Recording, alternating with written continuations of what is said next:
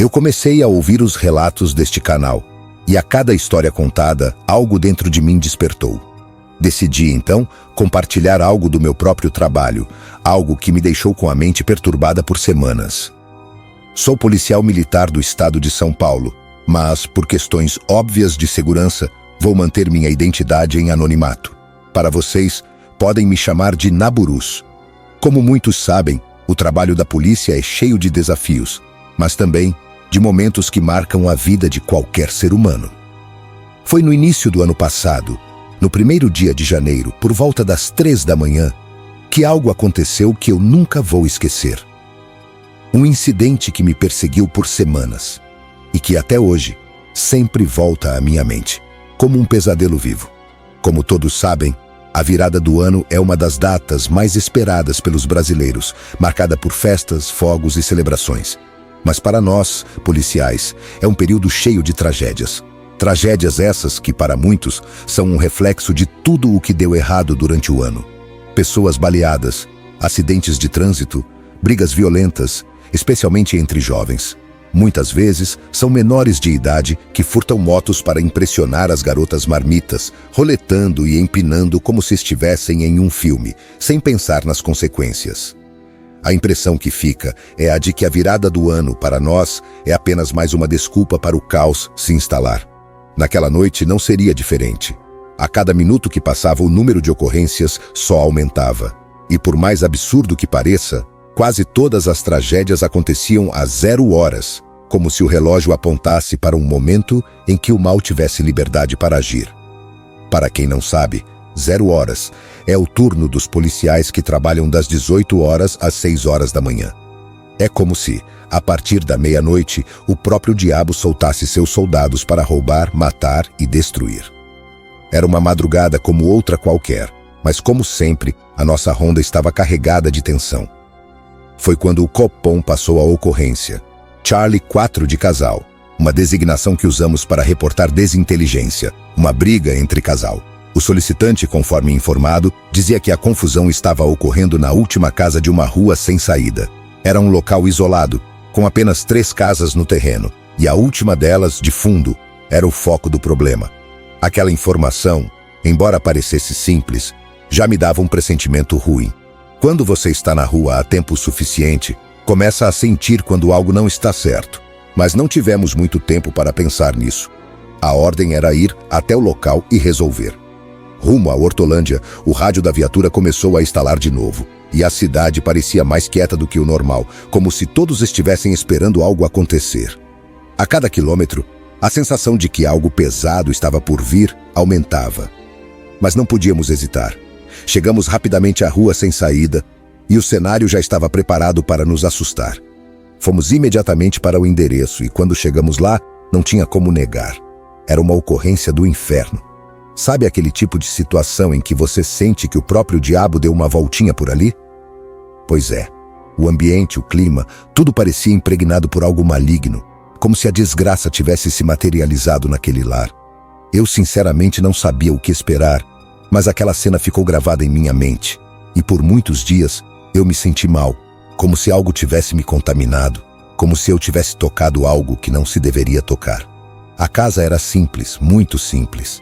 Tinha uma aparência modesta, mas não era difícil perceber que aquelas pessoas não tinham muito o que oferecer.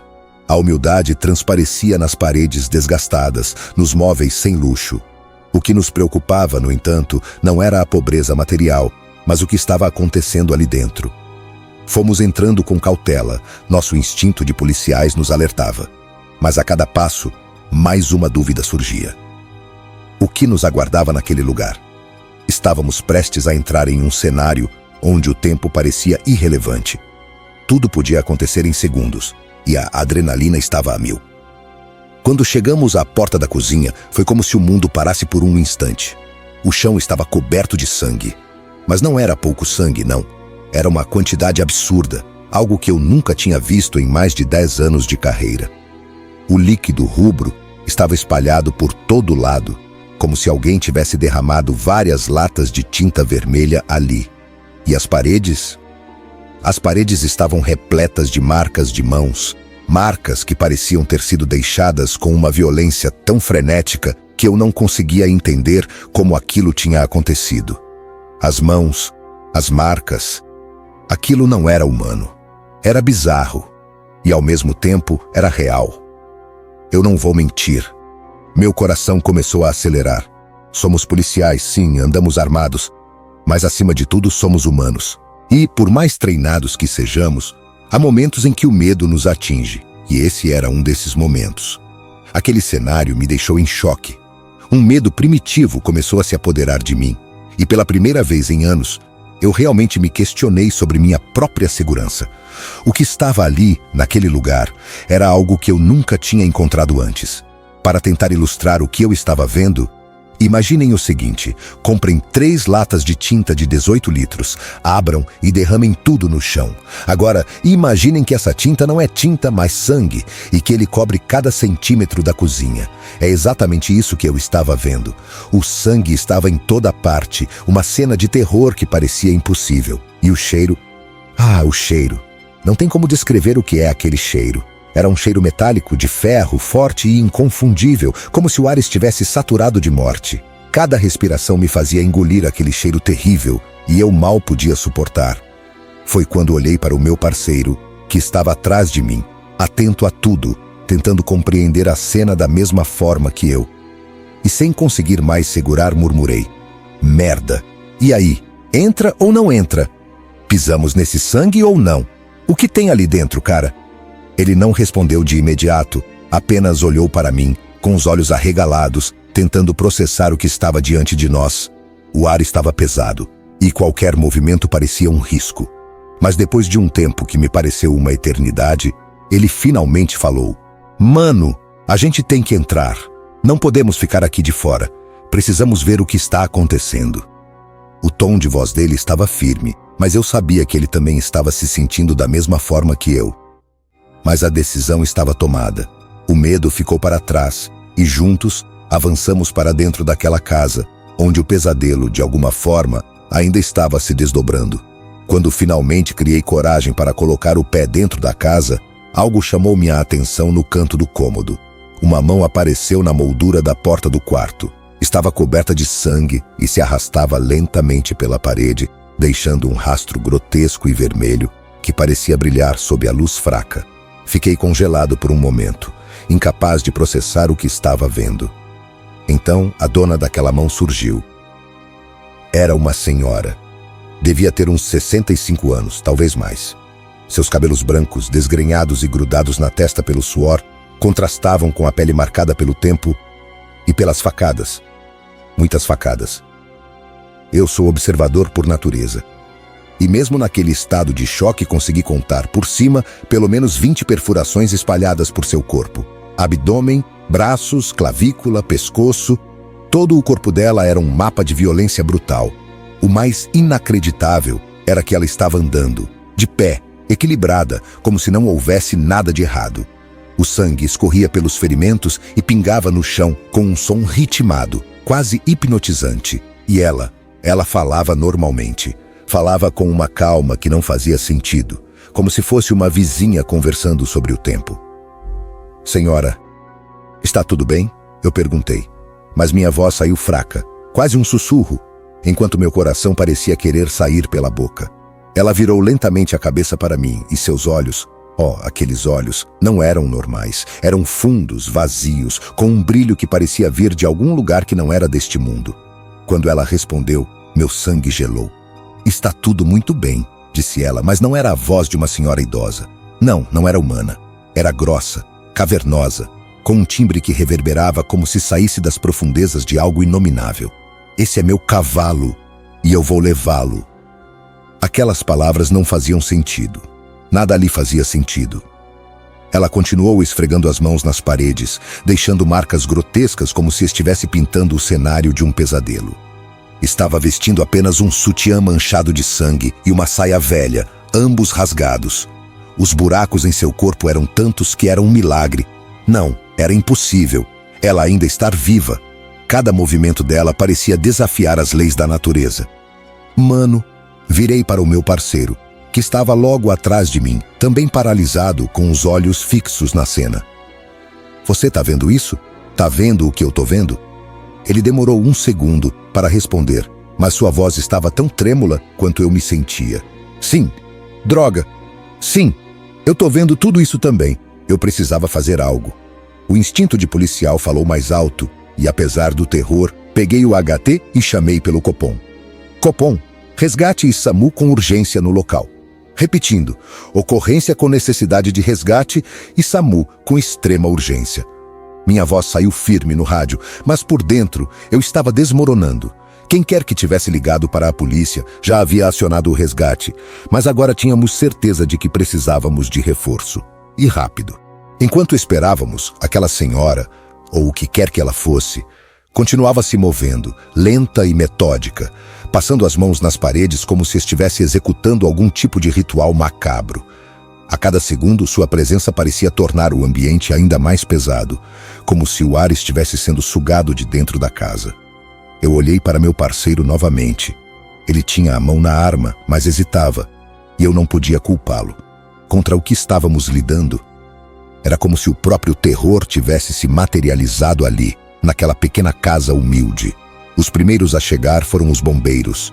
A viatura estacionou com um barulho brusco e dela desceu um sargento acompanhado por 2 integrantes da equipe, o motorista e o auxiliar que também desempenhava a função de enfermeiro.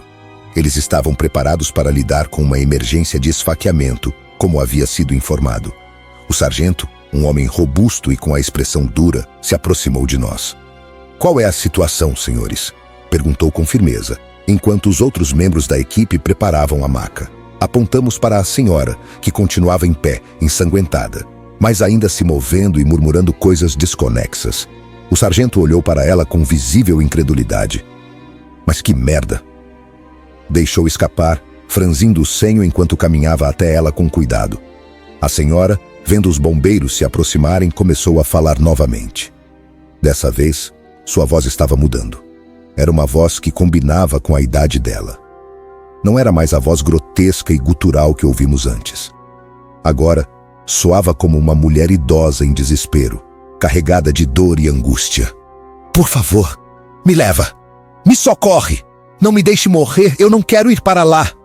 Ela implorava, a voz fraca, mas com uma urgência que fazia nossos estômagos se revirarem. Um dos bombeiros, tentando manter a calma, respondeu enquanto colocava a mão no ombro dela com cuidado. "Calma, senhora. Nós estamos aqui para ajudar. Está tudo bem." Ela olhou para ele, seus olhos lacrimejando, e repetiu: "Não me deixe morrer. Por favor, eles estão aqui para me pegar." A cena era surreal. A mulher, coberta de ferimentos graves, ensanguentada, estava de pé e falando como se estivesse apenas com uma gripe. Aquilo desafiava qualquer lógica. Eu não conseguia tirar os olhos dela, tentando entender como algo assim era possível.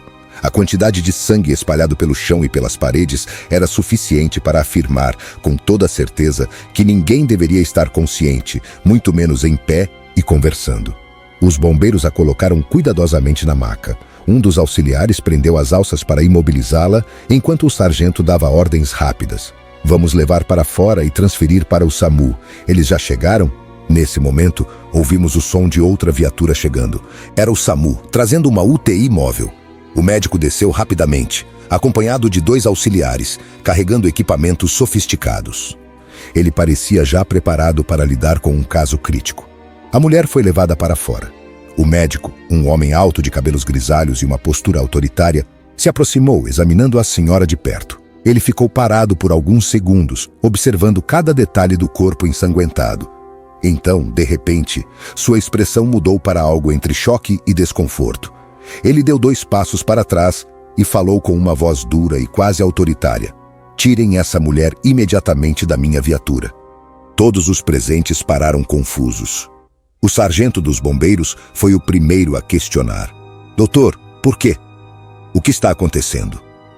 O médico virou-se para ele, visivelmente incomodado, e respondeu com uma firmeza quase rude: "Porque essa mulher está morta, e não é de agora. Ela está morta há mais de 2 horas." As palavras do médico ainda ecoavam na minha mente, me deixando paralisado. Como assim essa mulher está morta há mais de 2 horas? Minha respiração ficou presa, enquanto eu tentava processar o absurdo do que acabara de ouvir. Como ela podia estar morta? Eu a ouvi falando, vi os olhos dela fitando os meus. O sargento dos bombeiros foi o primeiro a quebrar o silêncio. Com a voz grave, mas cheia de incredulidade, ele respondeu: Doutor, isso é impossível. Nós estávamos falando com ela agora, há pouco. Ela estava pedindo socorro, dizendo que não queria morrer. O médico balançou a cabeça, visivelmente irritado. Vocês não estão entendendo? Essa mulher não estava viva quando chegaram. Olhem para ela. Olhem a quantidade de sangue que ela perdeu. Nenhum ser humano ficaria consciente, muito menos falaria, depois de perder essa quantidade absurda de sangue. Minha cabeça girava. O cheiro de sangue metálico ainda estava impregnado no ar, e cada palavra do médico parecia tornar a cena ainda mais surreal. Meu parceiro deu um passo à frente, o semblante sério, mas com a tensão estampada no rosto. Minha cabeça girava.